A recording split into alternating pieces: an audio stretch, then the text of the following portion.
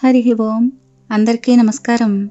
ఈరోజు కార్తీక పురాణంలో 21వ అధ్యాయాన్ని గురించి చెప్పుకుందాం. వశిష్ఠ మహర్షి జనక మహారాజుకి పురంజయుడి కథని ఇంకా ఇలా చెప్పాడు. యుద్ధానికి సిద్ధమై వచ్చిన పురంజయుడికి కాంభోజరాజు మొదలైన భూపాలకులకి భయంకరమైన యుద్ధం జరిగింది.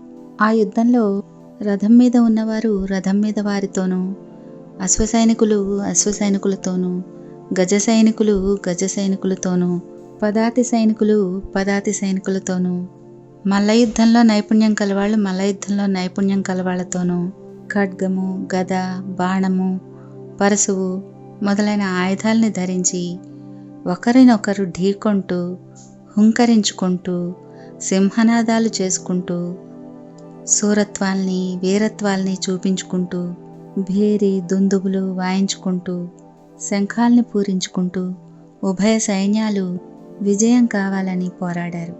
ఇంకా ఆ రణభూమిలో ఎక్కడ చూసినా విరిగిన రథపు గుట్టలు, తెగిన మొండాలు, తొడలు, తలలు, చేతులు, హాహాకారాలతో దీనావస్థలో వినిపిస్తున్న ఆక్రందనలు, పర్వతాలలాగా పడి ఉన్న ఏనుగుల, గుర్రాల, కళేబరాల దృశ్యాలే.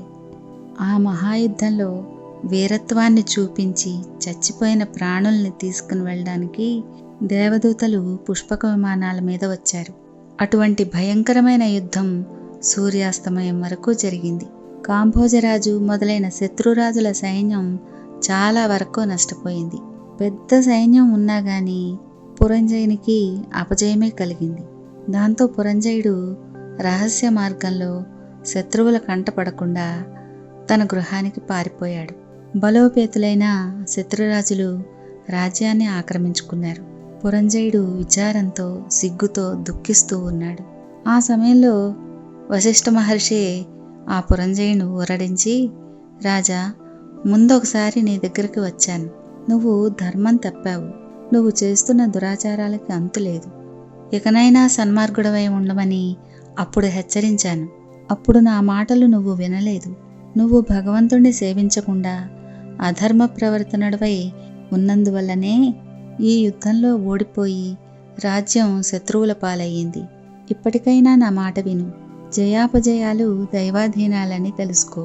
నువ్వు చింతలో మునిగిపోవడం ఎందుకు, కృంగిపోవడం ఎందుకు? శత్రురాజుల్ని జయించి నీ రాజ్యాన్ని నువ్వు తిరిగి పొందాలని నీకు ఆలోచన ఉంటే గనక నా హితోపదేశాన్ని విను. ఇది కార్తీక మాసం. రేపు కృత్తికా నక్షత్రంతో కూడిన పౌర్ణమి కాబట్టి స్నానము, జపము మొదలైన నిత్యకర్మల్ని ఆచరించి దేవాలయానికి వెళ్ళి దేవుని సన్నిధిలో దీపారాధన చేసి భగవన్నామస్మరణ చేస్తూ నాట్యం చెయ్యి. ఇలా చేస్తే నీకు పుత్ర సంతతి కలుగుతుంది.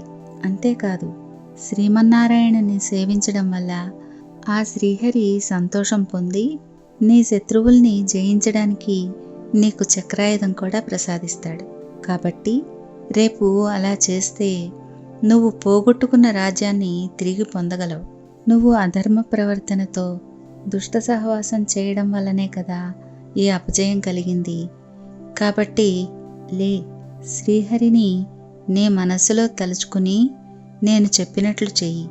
హితోపదేశం చేశాడు. ఇంకా శారీరక మానసిక శుద్ధి కోసం అపవిత్రః పవిత్రో వా సర్వావస్థాం గతోపి వా యస్మరేత్ పుండరీకాక్షం సబాహ్యాభ్యంతరశుచిః అని ఉపదేశించాడు.